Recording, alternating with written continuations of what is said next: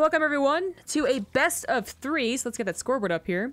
This is from the Alima League, so some of you might know the spoilers, some of you may not. I will try and keep this spoiler free as much as possible. In the top right, as the red Zerg, he is Rogue.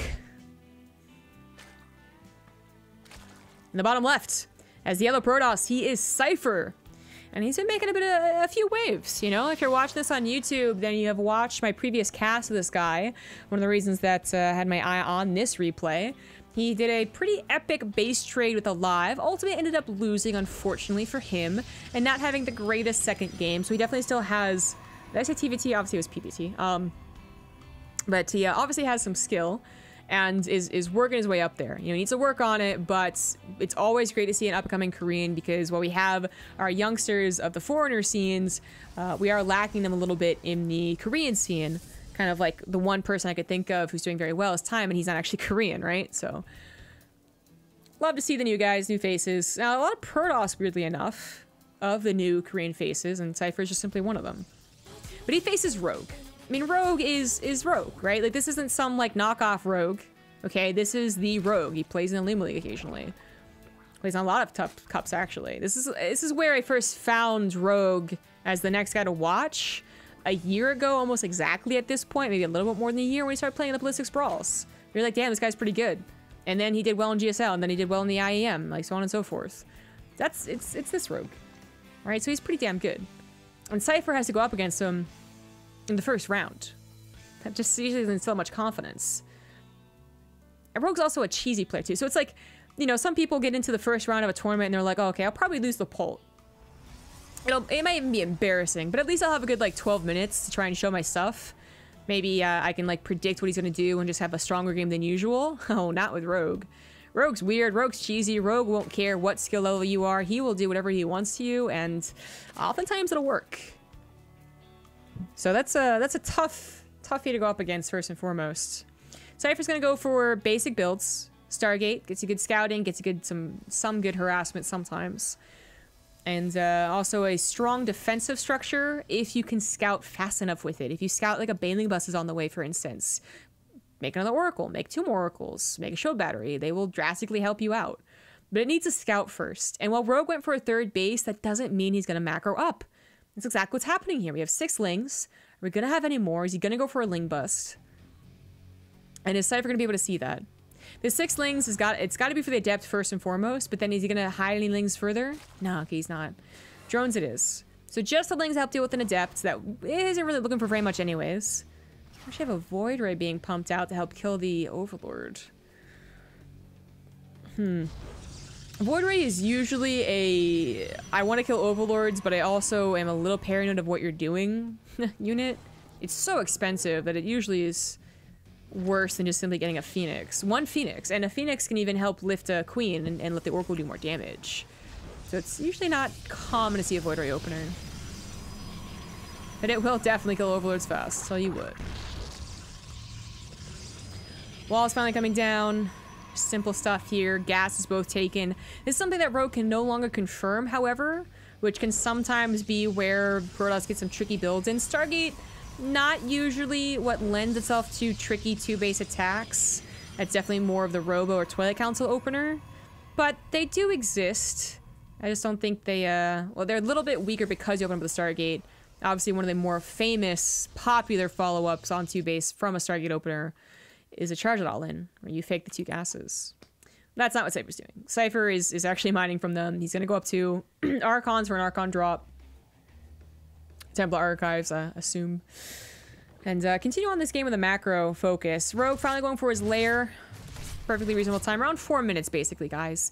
If you see a lair at 3:30, you want to be paranoid of a fast Spire, fast Hydra, or simply a Nidus Worm. 4 minutes or after, that's more of whether the Zerg player can think they can get away with it. And it pairs it up really well, though, with a Nidus or a Roachwarren. Honestly, when a lair is put down around the same time as a Roachwarren, I'm like, Nidus Worm. If the Roachwarren's put down first and the lair comes at a normal time, I don't even think about it. But when it's like this, I'm like, oh, I'm so on guard. The 3rd base is now down for Cypher. He's trying to get some more scouting, but it's kind of with a Void Ray, right? So that's not easy peasy revelation. That's not really gonna dive deep into a base. It's such an expensive unit. And we'll get taken out by a handful of queens. Just a roach speed, an evolution chamber. It is going to take out the Overlord. It can no longer take on the queens. Yep, they got buddies. Charge is on the way. Where's that War Prism I was talking about? There it is. And there's the Templar Archives. Lings are going to try and go for the third base, but I think that's well protected enough. Well, that's a lot of roaches. That is a lot of roaches. This will take care of the Archon drop, no problem. But then what else is he planning on doing with it? Evolution Chamber for +1 melee? Or for drops? +1 melee, okay. And reposition the Spore Coil to help deal with the Warp Prism. It's kind of weird. The Warp Prism has yet to warp in those High Templar.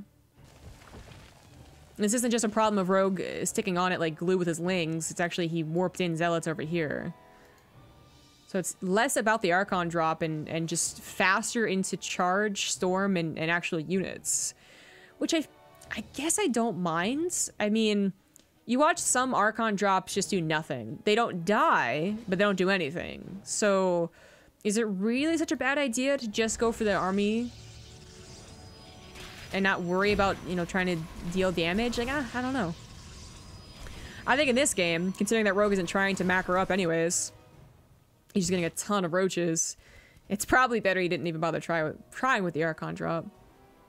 I would still like to see if he can get some revelations off once you see the roaches move out, to move in with even just a handful of zealots. That might be a good move. But the observer barely sees the roaches moving and a revelation has not been cast. The worker's been staying at home worried about Ling run bys. Does he realize the severity of the roaches? I don't think he did until just now. Storm is done. Nope. Well, I spoke too soon. Okay, there we go. Storm is done. But these are sturdier roaches, not hydras. And I think, honestly, he just went for too many storms. He should have had 2 Archons and 2 storms. And, well, a lot of shield batteries if he knew this was on the way. But he simply did not realize what was happening. Void Ray obviously going to be very helpful here, but not helpful enough for this many roaches. That is a bad pylon to lose. Oh, no. Well, that's just about it. GG. Easy peasy lemon squeezy. Rogue will take game number 1 of this best of 3. In very convincing fashion. I kept trying to call the all lanes and ended up just being a 3-base walk across the map all in. I'm not even sure +1 finished by the time that game was over.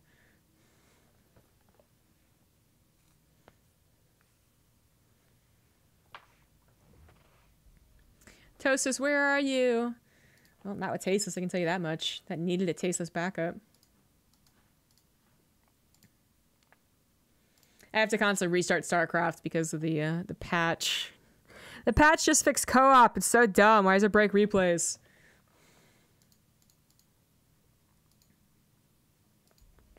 CJ, Switch Prime count as a sub? Yeah, you should absolutely pair up Amazon Prime with Twitch Prime. It's free at least $2.50 for your favorite streamer. $2.50. Wonder if Void Ray is useful. Well, it actually would have been very useful if everything was together and he was prepared. That's a lot of extra damage to roaches. But the truth? Not often. They're useful in early games against roaches and late games versus corruptors. So, they're definitely not the useless unit. Like maybe a battlecruiser is kind of useless. They are questionable. So, I'm going to take a guess here. Okay, I think I did that right. Hey, Dark Thunder! Thank you for pairing up your Amazon Prime. And thank you for using your Twitch Prime on... Mwah. Void Rays. You need to shoot stuff with a laser. Pew, pew, pew. That's really Colossus. Or Protoss in general, I should say. Protoss on lasers. Name a more iconic duo. Alright, let's get into the casting scene. Game number 2. We're on 16 bits in the top right as the red Zerg. It's Rogue. In the bottom left as the yellow Protoss, it is Cypher. Battlecruisers do not own everything. If they did, I think they actually would be tempted to go for. But even when people go for them, they're still kind of bad. Wait, you only get 2T from a Prime sub? How much do you get from a regular sub? No. Prime sub is exactly like a regular sub. A regular tier 1 sub, I guess I should say. To be very specific. But Twitch streamers only get a portion of the $5 that you pay. So for most people, it's $2.50. It's, you know, that's it's kind of common knowledge now. But for others who have a higher splits, it can be 70-30 or whatever else exists, I guess, out there.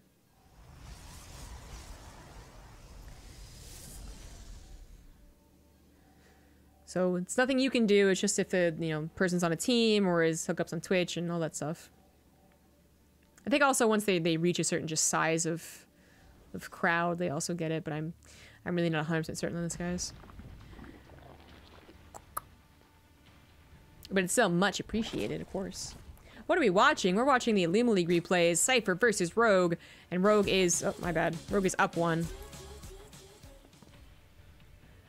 We're on to 16 bits, which was Cypher's map choice. Losers pick an Illuma League, as well as 2 maps not in the map pool. No Redshift. No, hold on here. No. Wait a minute. I actually have to search something real quick. No Catalyst and no... Hold on here, guys. I can think of the last one. No Dreamcatcher. There we go.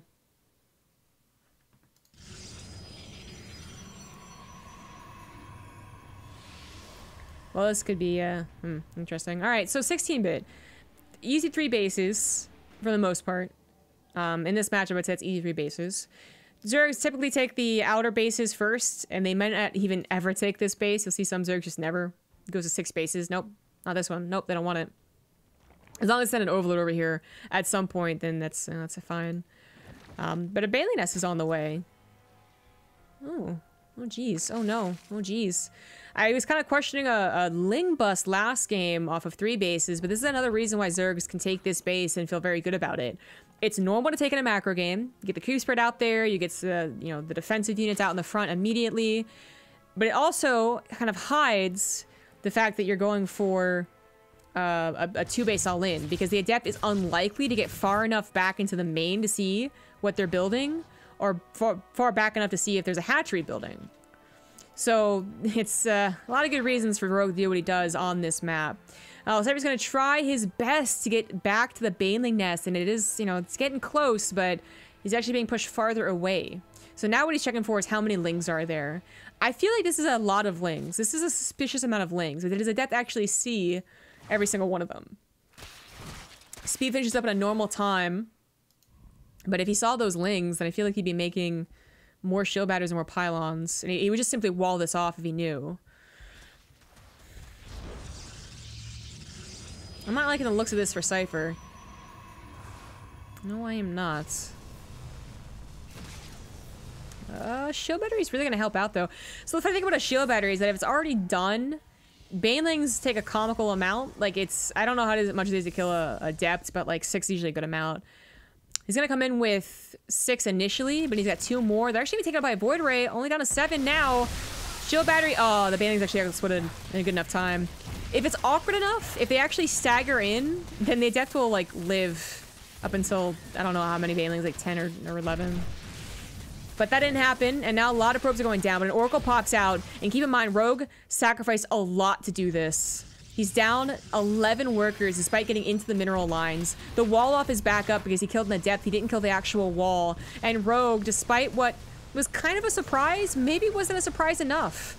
The mere fact that Cypher had a shield battery ends up being enough for him to live through this game, and Rogue is just... He's actually at a loss here. Like, you don't really recover from this unless you kill an entire mineral line's worth of probes. You can try, but you'll probably fail. So he adds on a couple of drones, but really is going for a follow-up all-in, hoping Cypher gets overconfidence. But it's really hard to get overconfident when the units you're using to fight against this fly.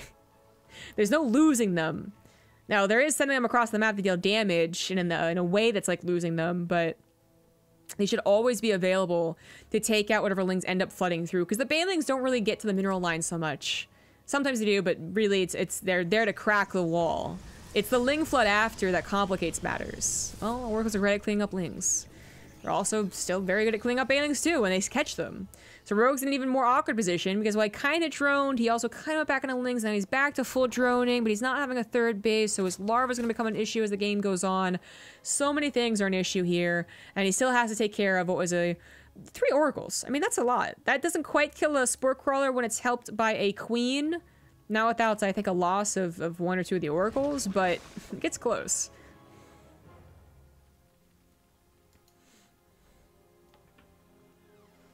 Oracles, not gonna go for the main. Actually, because they see all the Lings and banelings coming forward, so they figure they gotta maybe come back, but then they see the Lings retreat, and this just is another awkward kind of push. You see a Spore Crawl, you see a Queen, they decide not to go for it. Ditto on the natural. Cypher is gonna add on a Templar Archives, Gateways. This time I do believe he's gonna go for the Archon drop, along with a couple of Zealots to warp in. He won't have charge, but he's adding on 2 more gateways here, so a total of 8. Yeah, I think he's going to go for the attack.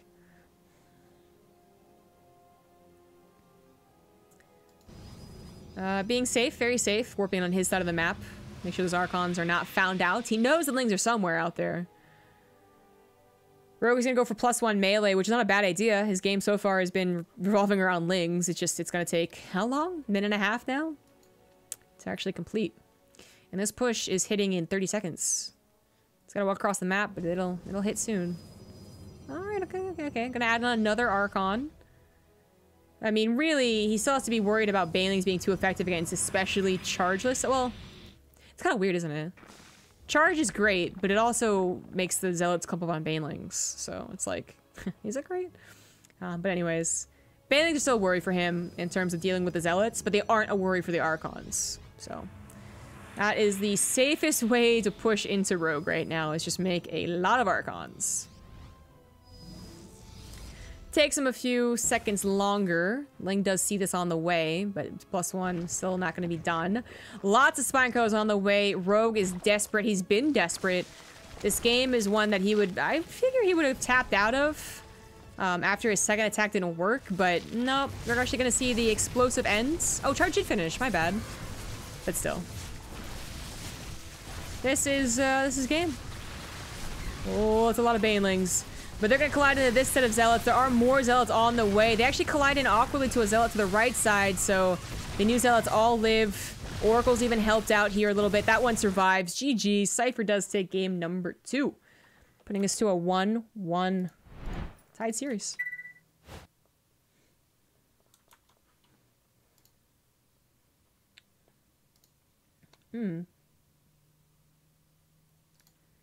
So game number 3.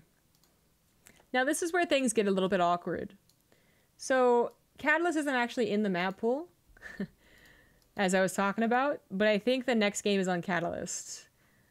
Now, what's done is done, but we have had series in the Lima League.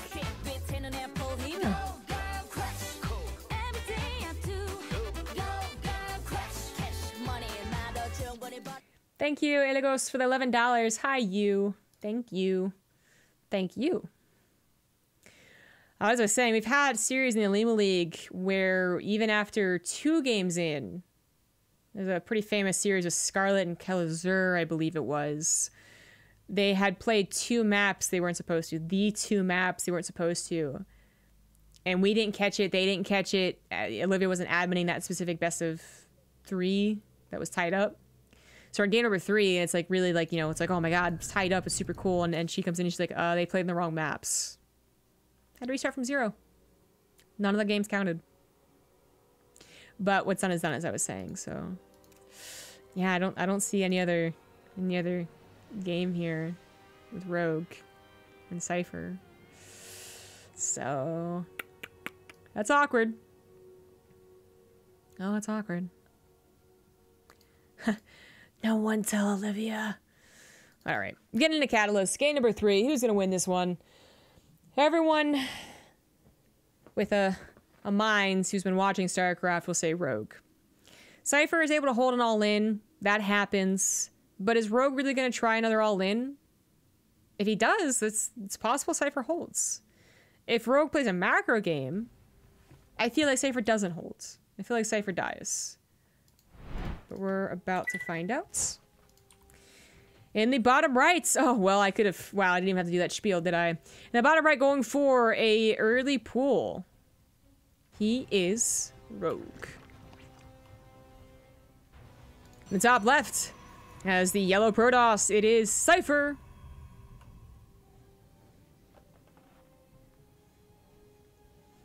All right, early pull. Cypher's gonna scout this out, though. First line of defense is scouting. Second line of defense, knowing how to defend. But weird third line of defense? Cannons? Question mark, question mark, question mark? I didn't not even do that on purpose, guys. That was actually just amazing timing on my spiel. But that sounded like I was like a car dealer or something like that. In a bad movie, in a bad commercial. What's greater than chopping veggies at 40 seconds? Chopping veggies at 20 seconds. And the veggies cut themselves.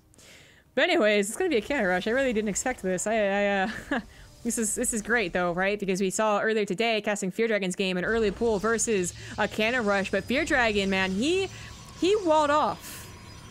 He went the whole shebang, the whole Haas shebang, and our Zerg player did not react as quickly as he should have in many ways.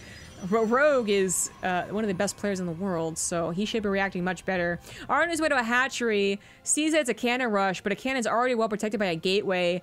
And if Cypher knows that a cannon rush, which, I mean, why would he do this if he didn't know how to? He's probably going to go into Robo, shield batteries. What we've been seeing, the evolution of the cannon rush. Okay, all right. Well, let's just try and cast this to the best of our abilities, right? And I've seen enough of this casting Nation Wars with this. I feel really, truly became popular that I can kind of tell you what happens here, but it always comes down to a little bit of luck as well. I'm sure a lot of people are now experts after watching Haas and Valencia. Cannon finishes up in the nick of time. Gateway's just barely healthy enough. Well, Cypher actually is barely healthy enough. Builds faster to survive the Lings, and that is not going to be an opportunity for Rogue. So he goes for Roachborn.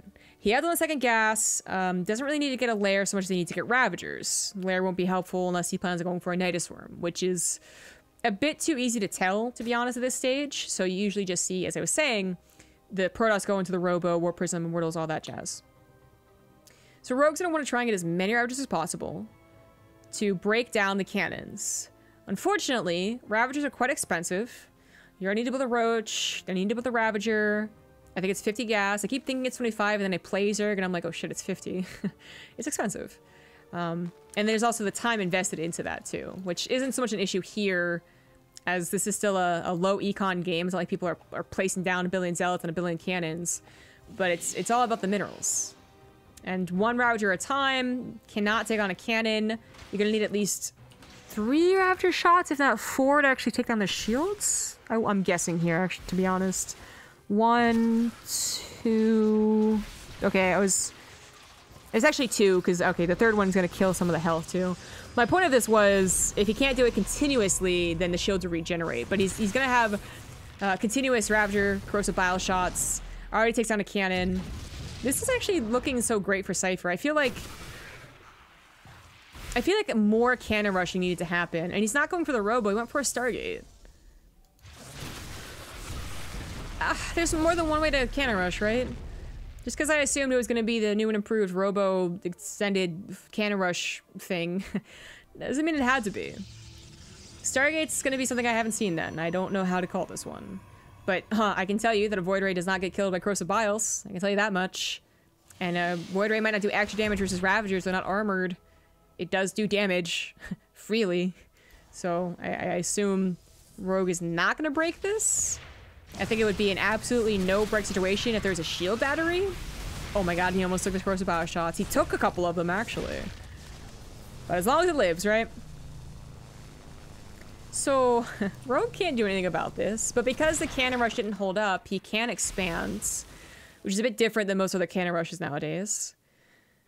Second Void Ray on the way. Cypher just really likes Void Rays, doesn't he? He said Biles don't hit Void Rays. Well, they really shouldn't, guys. Void Rays are a little slow, especially if they overcharge, but they really shouldn't.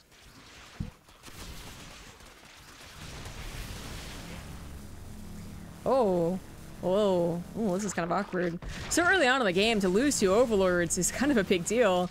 Rogue getting a little sloppy on his Overlord rallies, or alternatively, I hesitate to call Rogue sloppy. I think what the situation was, he wanted to put Overlords in scouting positions and then realized at the last second that there's Void Ray coming towards him.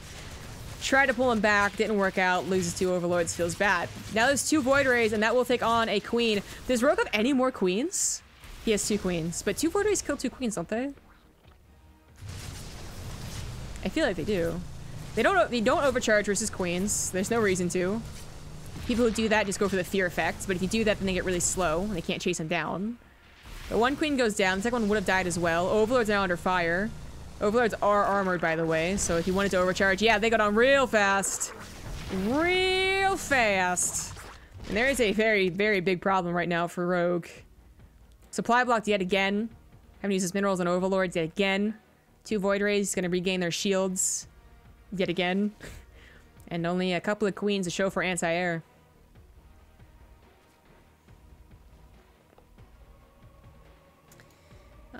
Cypher is just not, he's not really about that cheesy life, you know? It's like this guy, like, he's like, you know, cheese can be good. So he cheeses and he's like, no, let's play a normal game after that. And then he does something a little bit unorthodox again with the Void Rays and goes, no, let's do something normal after that. Going into an Archon drop, it's pretty normal, except there's a Forge. You could do some weird +1 Zealot attack with it too. No 3rd base for you. Was Rogue gonna double expand? Is that why we had 2 drones out here? It's not a bad idea necessarily. Void Rays catch 1 hatchery, cancel, figure they did their job, don't catch the 4th base.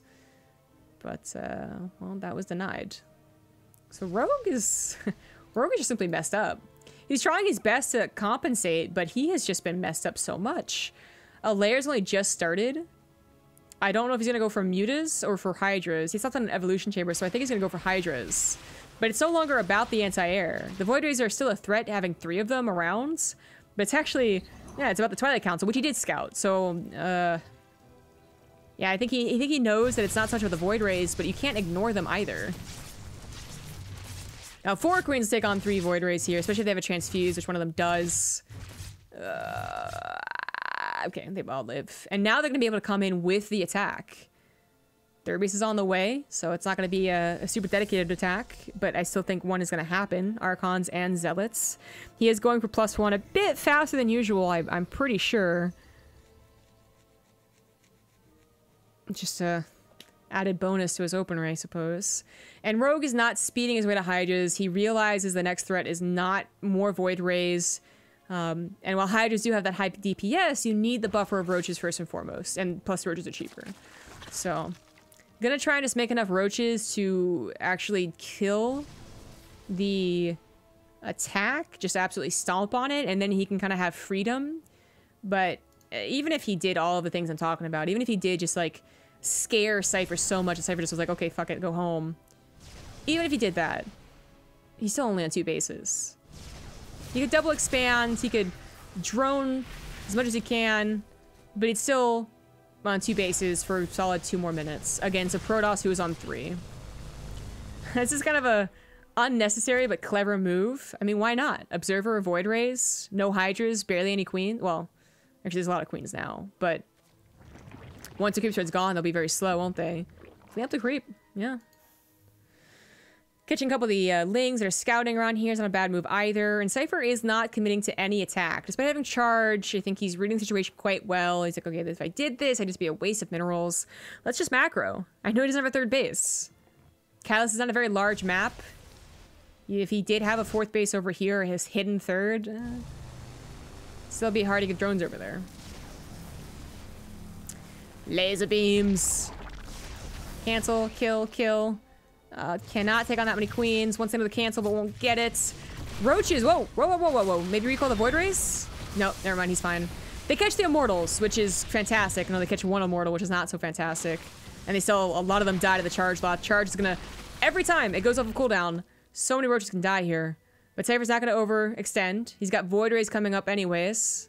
Looks like one of them did end up dying. Yeah. His 3rd base is going to be protected. Maybe a shield battery to really make sure it's protected. There is the possibility of speedlings, but Rogue hasn't made any of those for a while now. Trying to continue on in upgrades. I feel like, you know, something's got to give when you're in a situation, and usually the first thing to go is upgrades. You're just like, well, if I can get enough units, then hopefully that works out. Upgrades are really like a long con type of game plan, and Rogue is maybe thinking about the long-term game. He's much more worried about the mid-game. So I feel like this +2 is like, it's hopeful, you know? It's like, yeah, maybe I'll have that for the fight, but will I have enough roaches? Well, maybe no. Why was that zealot red? Changing red. Does it always appear like that for the observers? Am I going crazy? Maybe it's just more red than normal. Anyways. Game is all finishing up. The Changeling saw that High Templars are not morphing into Archons, so there can be the assumption of Storm via that scout. And I don't know what Rogue is going to do. His roaches can kind of, you know, last through a storm or two, but his Hydras really can't. And then there is the issue of the Zealots and the 4 Immortals, the 4 Mortals. Oh, and a War Prism in the main. That is going to circumvent one Spore Crawler, circumvent the second one. Well, almost did. Should have kept going. But this is all a distraction. Even if this died right here, right now, it's gonna get a Hydra, it's gonna get a Queen. It's gonna move the entire army over to the right side as Cypher goes over to the left. And I think Cypher is gonna 2-1 Rogue. This is the killing blow here. Void Rays cannot be taken out. Where are the Hydras? Simply dodge out of the way of that Corrosive Bile. Now, it's awkward. They do have that cooldown on their overcharge, so they won't be able to burn down the roaches nearly as quickly, but they wanted to make sure to dodge the bile, because it's just silly to lose to it. Storm hits the heart of the roaches. He's got 4 more storms, I believe. And the Immortal's just chunking away whatever's left over. War Prism's still alive. Warps in another round of Zealots. Or maybe those are the same ones, I'm not sure. But they are still going strong. And Rogue, he went for a pool first against the guy who went for a forge first. I guess that just isn't something you really want to have happen. GG. And Cypher does take game number 3. You know, total honesty here. I knew that he won, but I was so curious as to how he won. I mean, Rogue played cheesy, and I think that is why Cypher won. I really do. I don't want to say that Rogue's cheese is bad, because it's not. Or that Cypher isn't a good player. And the only thing he can do is hope his opponent cheeses. But I really feel like Rogue, if he had not been so eager to end the games early, I think his macro game would still stomp over Cypher's. But Cypher is continuing to be that surprise. He's continuing to get those kills on big name players. And regardless of how he does it, it's still impressive. Because at this tippy top level, the difference of top 10 GM Rogue versus maybe even bottom 50, bottom 100 GM Korea Cypher, it's supposed to be just astronomical. It's supposed to be so flippin' huge.